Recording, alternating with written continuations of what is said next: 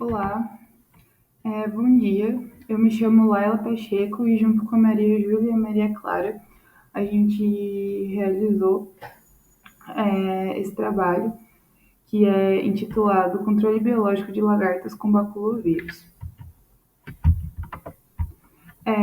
A lagarta em questão, que é a Spodoptera fungiptera, ela ocorre no cultivo de milho, que é a Zeamais. É uma gramínea pertencente à família da Poaceae e foi descoberto no México. Esse cereal, ele é usado muito na alimentação e ele é desenvolvido por pequenos e médios agricultores. E no Brasil é muito usado para alimentação. Os primeiros registros do milho foram há 7.300 anos atrás e ele foi encontrado em pequenas ilhas próximo ao litoral do México, no Golfo do México.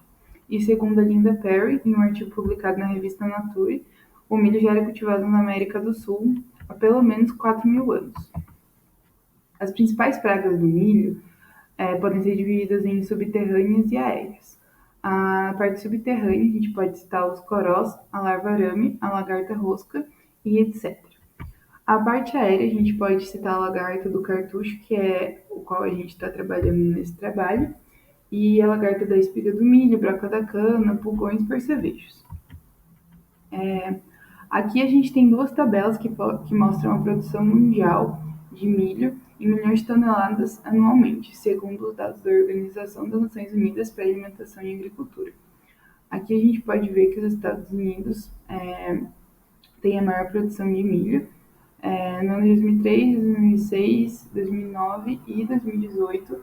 E em relação à tabela com mais países, os Estados Unidos continuam liderando e o Brasil fica em terceiro lugar. A praga na qual a gente está tratando no presente estudo é a Spodoptera frungipera, que é a lagarta do cartucho. Aqui por primeiro tem uma foto dela do inseto já adulto, que é uma mariposa, né? É da ordem Lepidoptera. E aqui a foto das lagartas. A Spodoptera fungiptera tem como característica ter uma cabeça escura e uma marca clara em forma de Y de cabeça para baixo. E cada segmento do corpo tem um padrão de 4 pontos elevados, quando observados de cima.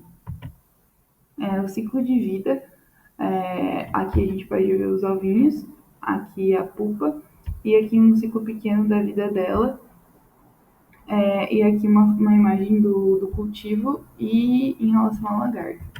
Aqui a gente pode ver que o ciclo total dura de cerca de 30 dias. Os ovos eclodem em 3 a 5 dias. Dá origem à lagarta no estágio inicial. Depois de 14 a 22 dias, a lagarta chega no seu estágio final e vira pupa e dá origem ao adulto. Sobre os ataques e danos, as lagartinhas novas, elas raspam as folhas e depois de desenvolvidas, elas fazem furo até destruí-las completamente. E ela também ataca o cartucho do milho e chega a destruí-lo. Aqui tem mais fotos. As lagartas, elas se alimentam das folhas e das agentes de formação, afetando a produção dos grãos. Sobre a relevância, a produtividade com a elevada população da lagarta do cartucho pode ser reduzida em mais de 50%, e os danos provocados causam prejuízo acima de 400 milhões de dólares anuais à produção brasileira de milho. Aqui embaixo a gente tem uma notícia que fala que as lagartas do cartucho podem causar prejuízo até 5,5 bilhões na África. E os 28 países produtores de milho afetados pela praga tiveram redução de até 60% no rendimento do grão. O método de controle do baculovírus, sobre as vantagens, eles são restritos aos invertebrados e específicos aos seus hospedeiros.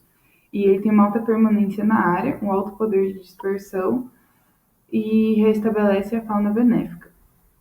A desvantagem é que eles são difíceis de serem produzidos in vitro, atuam por ingestão e são patógenos mais lentos comparativamente, né, para matar. E eles não possuem capacidade de busca e também não produzem toxinas. E diversos programas de uso de baculovírus têm sido desenvolvidos em países envolvendo pragas em várias culturas e florestas. E o maior programa mundial de uso de vírus de insetos foi iniciado na década de 1980, em Londrina, aqui no Paraná. E para cada 1 milhão de hectares tratados com o vírus, cerca de 1,6 milhões de litros de inseticidas sintéticos convencionais deixaram de ser aplicados anualmente.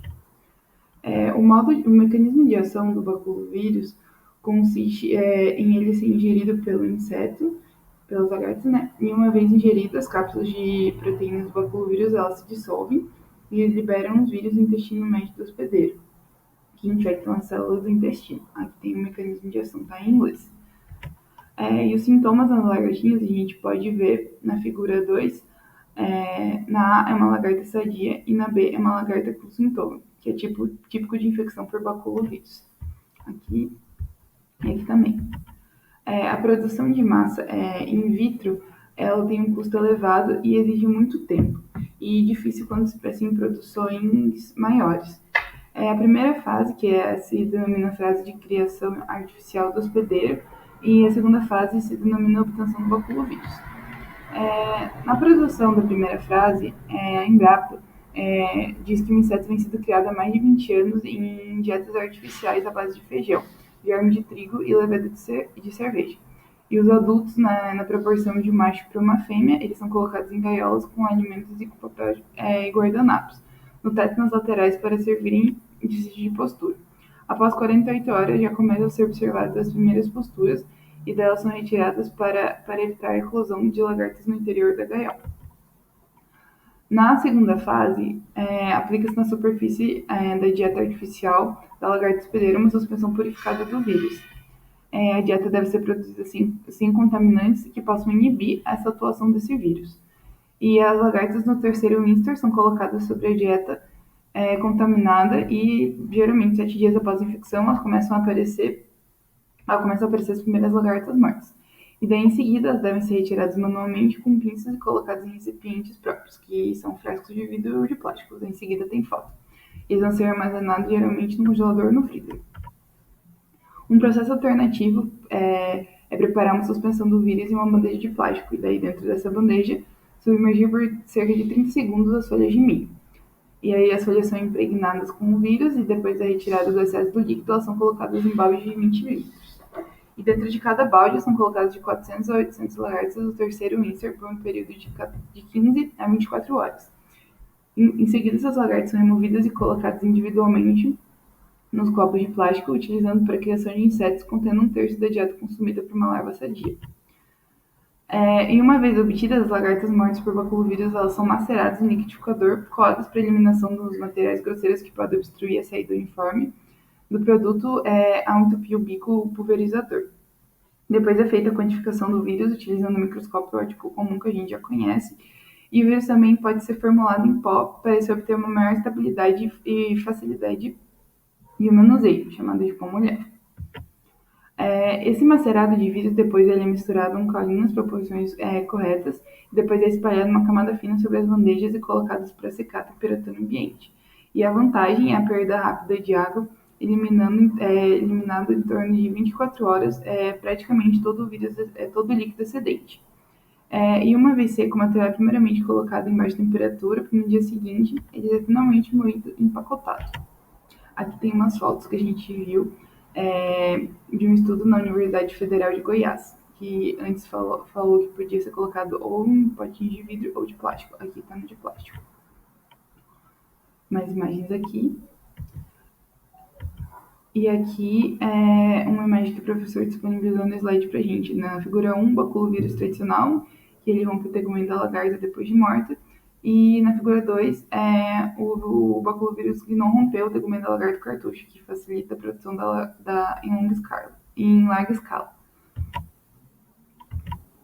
E sobre resistência ao vírus, Fuchsia e Richter, em 1979, eles usaram a seleção artificial para aumentar a resistência da lagarta à infecção do vírus de granulose. E daí o ganho da resistência ele foi interpretado como um aumento de frequência de alelos e os insetos resistentes apresentavam um desvio em relação aos insetos normais com menor longevidade.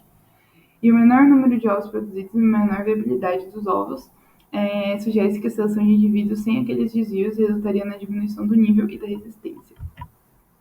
Para o melhoramento e eficácia do baculovírus, eles podem ser artificialmente selecionados pelo método clássico de manipulação genética, tais como a maior virulência e resistência à radiação ultravioleta, e mais recentemente tem sido realizado através de técnicas de DNA recombinante. E isso tem como objetivo aumentar sua velocidade de ação, colocando em igualdade de condições com o produto químico. A aplicação em campo deve ser feita fora das horas de maior incidência de raios ultravioletas e períodos chuvosos. E quanto mais uniforme for o plantio, mais eficiente é essa aplicação. E a aplicação é via água de irrigação, por isso que é macerado o vírus e retirado o que pode entupir o caninho de aplicação, e a aplicação é feita via trator. O inimigo natural dessa lagarta é o Telenomus remus, e o processo de oviposição pelo parasitoide ocorre com forma de forrageamento em busca do local adequado para a realização de suas posturas, e as larvas se alimentam do tecido do hospedeiro por um período de 5 a 8 dias até a fase de pré-pupa. A fase de pupa ocorre dentro do hospedeiro e tem duração de 5 a 6 dias, e cerca de 48 horas da fase da pupa, as fêmeas já se apresentam atrativas para os machos emergidos. E logo após a emergência, os machos ficam sobre os hospedeiros à espera de uma emergência das fêmeas. Depois que as fêmeas emergem, ocorre diretamente a cópula, com duração de 5 a 10 segundos.